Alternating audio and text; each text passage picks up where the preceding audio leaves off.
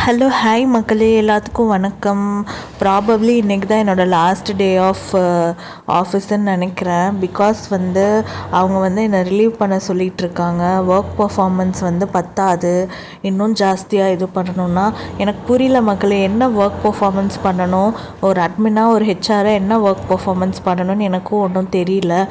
நீங்கள் இப்போ ஆள் தேடுறாங்க, ஆள் கிடச்சாதான் நான் எடுக்க முடியும். ஃபைனல் ரவுண்ட் வரலன்னு சொல்கிறவங்கள நான் என்ன பண்ண முடியும்? பர்ஃபார்மன்ஸ் இதில் என்ன இருக்குது? வாங்குகிற சம்பளத்துக்கு தான் நம்ம வேலை பார்க்க முடியும். இந்த பர்ஃபார்மன்ஸ் சரியில்லை, அது சரியில்லைனா நான் ஒன்றும் பண்ண முடியாது மக்களே. இந்த மாதிரி டெய்லி காலையில் சீக்கிரம் எழுந்திரிச்சு அறக்க பறக்க ஓடி ரெடி பண்ண முடியாது. ஸோ அதனால் சரி, இன்னும் ஒரு கொஞ்ச நாள் ரெஸ்ட் எடுத்துகிட்டு, ஒரு 10 days ரெஸ்ட் எடுத்துகிட்டு மறுபடியும் வேறு வேலை பார்த்துட்டு போகணும் மக்களே. காலையில் நான் இட்லி தான் ஊற்றினேன். அதுக்கப்புறமா கத்திரிக்காய் பஜ்ஜி தான் பண்ணியிருந்தேன். இட்லிக்கு கத்திரிக்காய் பஜ்ஜி சூப்பராக இருக்கும்னு சொல்லிவிட்டு அதுதான் மக்களே பண்ணி குக்கரில் 4 விசில் விட்டிங்கன்னா இது ரெடி ஆயிரும். அதுக்கப்புறமா இட்லி, முட்டை, அதுக்கப்புறம் அதெல்லாம் வேக வச்சாச்சு மக்களே. இதுதான் காலையில் பண்ணிவிட்டு லஞ்சுக்கு சப்பாத்தி இருந்துச்சுன்னு சப்பாத்தி போட்டுட்டேன் மக்களே.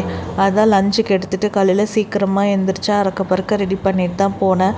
சண்டே மார்னிங் பார்த்திங்கன்னா என்ன பண்ணேன்னா தோசை தான் பண்ணேன் மக்களே. காலையில் தோசை, அதுக்கப்புறமா பார்த்திங்கன்னா இது பண்ணேன், இது சிக்கன் தான் பண்ணேன்.